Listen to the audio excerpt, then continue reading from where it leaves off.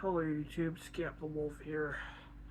Back with finally an album review um, for your viewing pleasure and all that good stuff. We need to talk about Of Mice and Men and kind of the downhill trajectory they've been going on ever since roughly about Earth and Sky. Um, Earth and Sky was pretty solid, but it was not as good as their previous album, which was Defy, which I think was a very good album. But I guess you could say that's kind of where the downfall started with that album. While it wasn't nearly as good, definitely was nearly not as good as the other one. We didn't really know, or at least I didn't really know at the time, that they would produce some of their worst material yet. And that's kind of what happened in the 2020s. They got with Sharp Tone, they got Echo, which honestly not regretting, or honestly I am regretting not putting that on the top 10 worst list because that was a very poorly handled album with, it's just like they released the album, like they released basically everything too early, and they released like 9 of the tracks with EPs, and then like the album came out, it was just like, what the heck? It's just they did that poorly. So there's that. Then when Tether came out, we didn't get that kind of an album release cycle, but the thing is, sorry, gonna be a little disheveled in this. The thing is with Tethered, or Tether, whatever the album, the previous album, it wasn't good either, but at least it didn't have that and that kind of album release cycle where they released basically 9 songs out of 10. Boom. But it was still not very good. It was songs were forgettable. There wasn't really much to it, and structurally it was all over the place. Like I remember that. So now here we are at another miracle, and yeah, the downfall has continued. This album sucks. I'm just gonna say that this album sucks. This might be one of the worst of Mice and Men albums that there is. Basically, like, like I was hoping, like even though I had heard the singles, like the title track "Wake Up," which another Miracle throwaway track, same, basically kind of same structure as everything else they've ever done. Whatever. "Wake Up" though did give me some hope.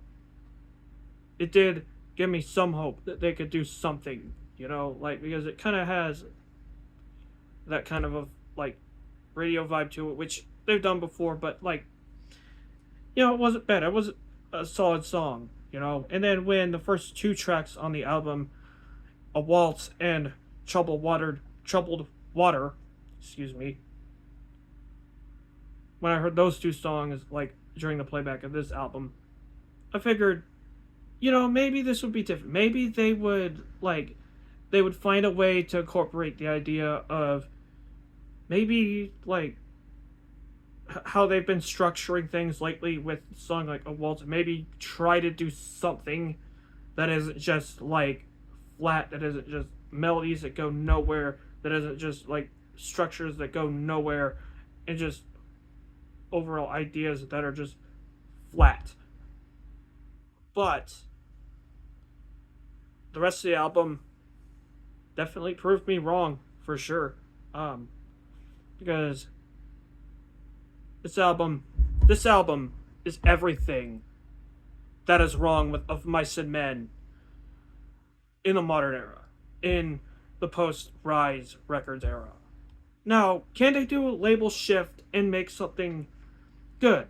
I can't believe that. That's why I keep giving them chances. I keep giving them a chance to really succeed on that part, because like you can switch labels and then do well, and I'm not entirely blaming that, but it is kind of coincidental that when they switch from Rise, they start producing some of their weakest material to date.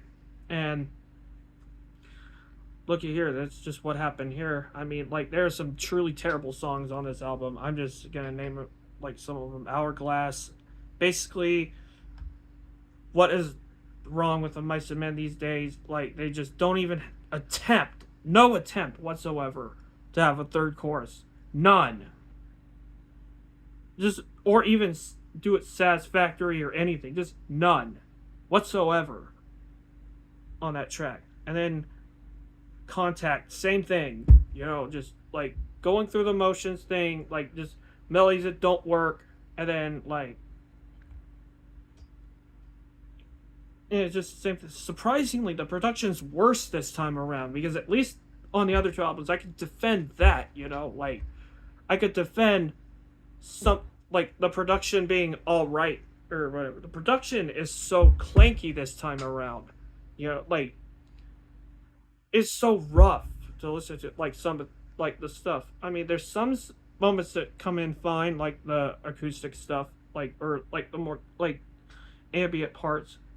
But like when you listen to like Parable, Contact, and then like other stuff too, like somewhere in between, it's so clunky, it's so jank, you know, like like I mean, somewhere in between probably has some of the worst vocal melodies I've heard. And even though it has a third chorus and stuff like that, like which of Mice and Men are pretty allergic to third choruses or satisfying endings of songs or satisfying song ideas whatsoever, like at this stage of the game for some reason. Um, that track just didn't really do anything. And like nothing else, I legit had to stop a few songs early on this playback.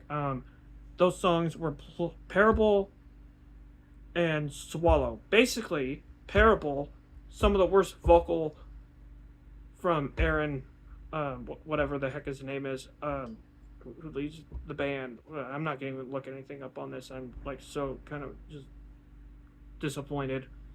Some of the worst vocal like the worst vocal performance for vocal layering, vocal like production, like all that kind of stuff. And basically, I knew just exactly where the track was going, and it's just like nope. Like as soon as it reached that part of the song, like nope, where it goes into like this breakdown, then the second chorus, and then some quiet part, and then like some listless breakdown that does nothing, and it's just like done. And same with Swallow. We're just like, you know what? I know the lyrics. I know how this song is going to be structured. So you know what? Screw it. Done. Not listening to it anymore.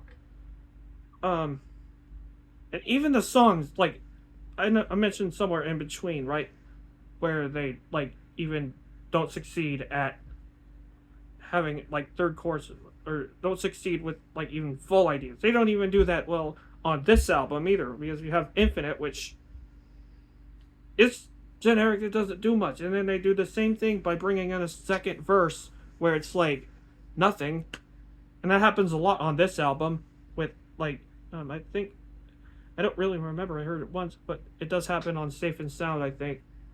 No, actually no, I don't think it happens on Safe and Sound. Safe and Sound's one of the few moments on this album, lucky few moments on this album where there's actually some creativity, somewhat, but then it's just like, just end it like whatever, just end it without any like satisfaction, even though we might hint at it a little bit, even though we might trick you into thinking that it would end in a satisfying way. No, you gotta just like throw that out the window. And then like Hourglass comes in after that. It's just like so clunky. It's so like they want to be heavier, you know, like I will give them props for that. They want to like try to make heavy songs and stuff like that. Like no, it doesn't really work like with what they're doing. Like of Mice and Men, like they were better at that, I guess. In some ways, but like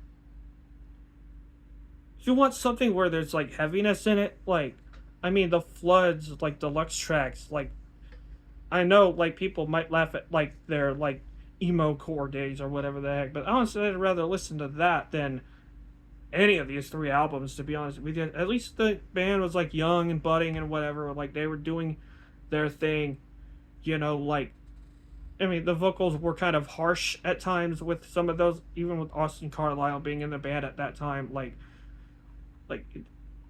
but at least those albums like kind of had kind of a youthful kind of spirit to them that like worked on their benefit, I guess, even though like not everything was great or anything on like those albums. And like the guy from Dayshell, who's in Dayshell now, isn't like I don't really care for his vocals, but at least it was better.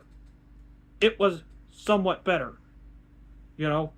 And especially if you go to like after he left and then Aaron came in, um, with the Restoring Force, Cold World, and Defy. Those three albums in general, like I think those albums, that's where they had something good, like that's where they had like everything down. I don't know if it was a producer or whatever the heck that said they were good, but like there's memorable songs, memorable writing, memorable vocals, memorable like everything. It just you left all three of those albums, like no matter how much hate Cold World gets for being more new metal or whatever the heck, I actually think that album's very underrated.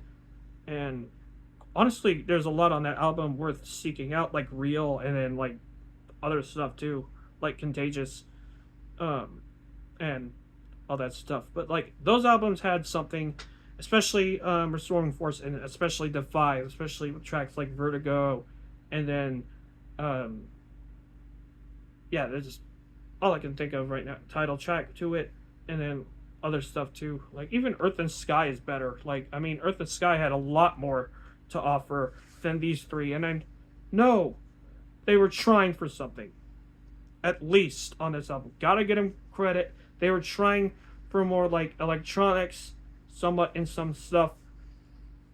They were trying for like more symphonic moments, even like that's really the first tracks really where they only tap into that, like a waltz, which is arguably pretty solid. Like there's like kind of that, but they structure it in a way where it's like, okay, this kind of works. This kind of works where it's like chorus and then like second chorus mumbo jumbo, second verse mumbo jumbo, and then chorus, and it kind of works. And it kind of works, and it kind of feels. That's the only moment on this album where I feel like that formula is more complete. And then, of course, Troubled Water, Wake Up, and Flowers. I think those three are the most complete tracks on this album, to be honest with you. And it frustrates me because if a lot of this material was written by a different band or something like that, or like it also sounds like they're trying to carbon copy from other bands, and like those bands would have made these tracks better, to be honest. Because I don't know where Of Mice and Men is right now, to be honest. So yeah, this is another one of those videos where I might get hate because my opinion is not positive. Oh, you're not positive about it. This is one of the best Of Mice and Men albums that I've ever heard because it's all heavy and it's all like aggressive. And it's not like their previous stuff. It's just all heavy or whatever. I get it. Like I get it. People will like something heavy, but people won't really take the time to like really like seek out anything or like pay attention to like minor details. It's just like because it's heavy, and then the next heavy thing, or like next with those or whatever they find in this, they'll go to the next band and then they'll say, "Oh well, it's heavy too." Well, you know what? This channel isn't like that. This channel tries to find something that's like meaningful and like actually like works as an album. This album does not. And with that, I am sadly gonna have to give this, well, like justifiably am going to have to give this a very strong 4 to a light 5 on this album. I'm gonna be a little bit generous because this is Of Mice and Men, and I do think that they tried a little bit. They did try a little bit. And also I'm gonna give a little bit of bias to, because those three albums, Restoring Force to Defy, were really good albums. So just give it like verging on a strong 4 to a light 5. That might really change. And after this video, might go to just a strong 4 altogether. That's kind of what I'm thinking about this record. Not a very good album, but you know what? Because I am a collector, just like I said in the Demon Hunter video, I still will probably have this in my collection. So yeah, that's it for this video. Tell me what you guys think about Of Mice and Men's Another Miracle. If you liked it more than I did, that's good. That's definitely good if you like this album more than I did. I just didn't really care for it that much. So yeah. Gonna go now. Probably gonna listen to something else. This is Scamp the Wolf, signing out. Take care.